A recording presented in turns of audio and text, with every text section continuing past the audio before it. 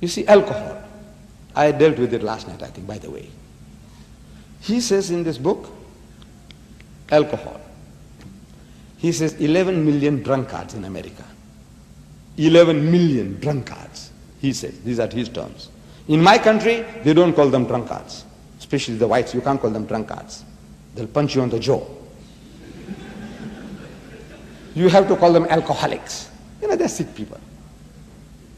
See, when you say drunkard, it's very, very pungent, strong. Can you say drunkard? But when you say he's alcoholic, the person is sick. So he needs some treatment. 11 million, these are words of Brother Swaggart, drunkards in America, and 44 million heavy drinkers. And he says, to me, no difference between the two. To me, they are the same. Whether you call them drunkards or you call them heavy drinkers, to me they are the same. I say, MashaAllah. MashaAllah, praise be to God. We have such a brother who speaks like a Muslim. The only thing is, I said, look, go one step further. To solve your problem, you have to go a step further. I said, include your social drinkers as well in that list of yours.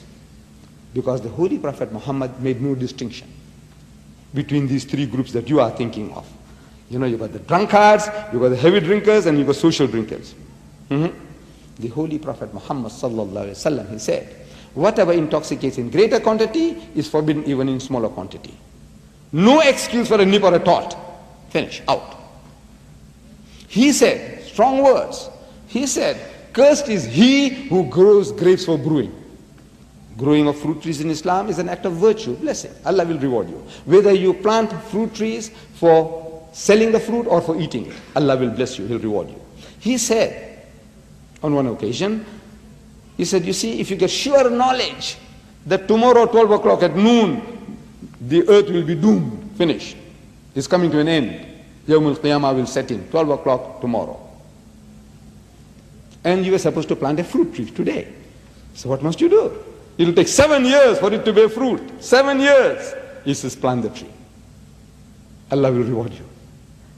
That mighty messenger of God, he said that if you plant grapes for the purpose of brewing, not for eating or selling, but for the purpose of brewing, like my place in the Cape, in South Africa, we have what is called the Mediterranean climate, and grapes grows beautifully there. That's the best wine growing country in that area. And you inherit 100 hectares of land, 200 acres of land. So what am I going to do? I said, plant grapes, the wine. But he said, who's going to buy it? I said, don't worry, there's a winery there, there's a brewery there. Unlimited amount they are prepared to buy from you. I said, right. If you did that, the Prophet of Islam says, cursed is he who grows grapes for brewing. Cursed is he who crushes it. Cursed is he who bottles it. Cursed is he who sells it. And cursed is he who drinks it out. No, you have nothing, no truck with that stuff. This is Islam. And your solution to the problem is this, total abstinence, said the Prophet of Islam, on instruction from Allah, revelation of God in the Holy Quran. Ya ayyuhalladhina amanu, so you believe. Innamal khamru, most certainly intoxicants, wal maisiru, and gambling. In his book, one of the books says, the American public is spending $54 billion a year on gambling. Squandering. 54 billion. And gambling. Wal ansabu, and fortune telling. Wal azlamu, and idol worship. Rizum min amali shaitan, are an abomination of Satan's handiwork. Fajtanibuhu la'allakum tuflihun. So shun such abomination that you may prosper. And wine barrels were emptied in the streets of Medina, never to be refilled. This one verse has created the biggest society of teetotalers in the world. People who don't imbibe alcohol. Biggest society in the world. One word, one expression. Brother Swaggart is talking about, he says, you got to threaten the Muslims, chopping off his head, or chopping off his hands. Therefore, they don't drink. The person does not drink because he fears his hand will be cut off, or his toes, or his nose, or whatever. Is that the reason? I want to know, you in America, the Muslims. I know we have black sheep amongst us, like any community has. We all have. You can't say we are all angels. But what percentage of Muslims imbibe alcohol? in India, Pakistan, South Africa. My community, I'm boasting in my country. Perhaps it applies everywhere where the Muslims live. I said, we Muslims have the lowest alcoholic consumption in the country. We have the lowest gambling rate in the country. We have the lowest prison rate in the country. We have the lowest divorce rate in the country. We have the lowest suicide rate in the country. And we have the highest charity rate in the country. That's what Islam has done for us. لَعَلَّهُمْ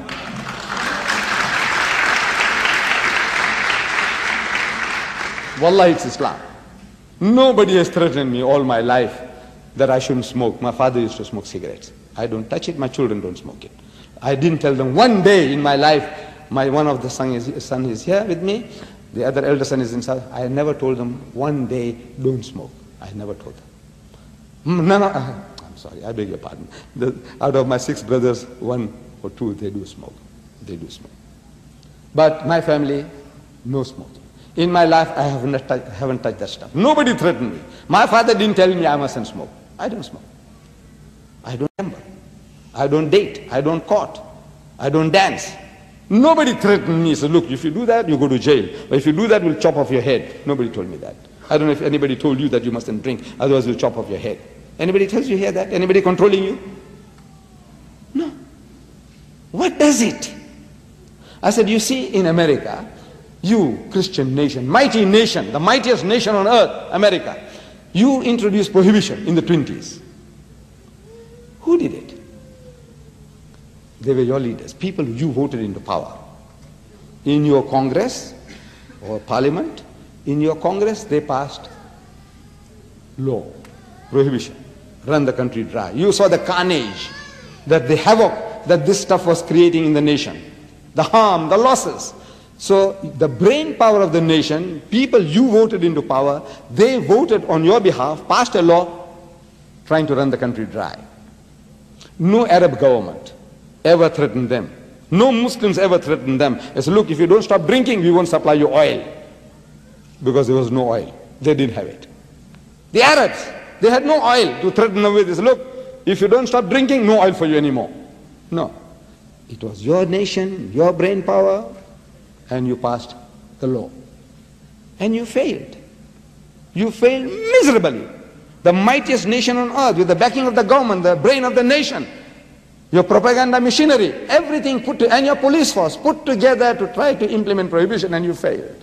This mighty messenger of God, in a desert country, among a barbaric people, he makes the pronouncement, and wine barrels were emptied, never to be refilled. Miracles! What miracles are you talking about? Here is a miracle. With all your miracles, you can do nothing. Your problems will increase. You have your handful. These are handful. You know, you say, born again. You know, I says, now we got the Spirit in us, and we don't touch it anymore. I says, great. I take off my hat to you. Great. And everyone who testifies, everyone without exception, will tell you that I was a drunkard. I used to smoke marijuana. We call it daha, ganja. I used to take drugs. I used to do this. I was promiscuous. I was gay. I was a sodomite. But now I don't do those things anymore. I say, congratulations to you. Congratulations. But I said, you see, something took you out of the mire, out of the dirt, out of the filth. Congratulations to you. But I said, but the system that stops you from falling into the mire is a better system any day. Prevention is always better than cure. And you are not able to cure those 55 million drunkards. With all your Holy Ghost and all your lecturing and moving people, you know, to queue up by the thousands, you will not be able to solve the problem. The answer is total abstinence. And the only religion on the face of the earth which says don't touch that stuff is Islam.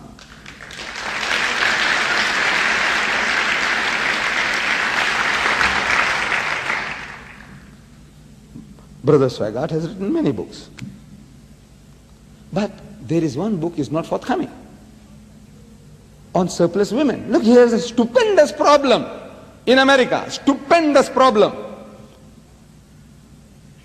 On mere figures alone, statistics tells you, I didn't come and count your men and women here. You tell me that there are 7.8 million more women than men. If every man in America got married, there will still be 7.8 million women who can't get husbands. Yeah, problem. Why don't you touch it? They're hungry in New York, just next door to you, New York. They say there are 1 million more women than men. If every man in New York got married, there will still be 1 million women in the city alone who can't get husbands. What's the answer? What did the Holy Ghost tell you?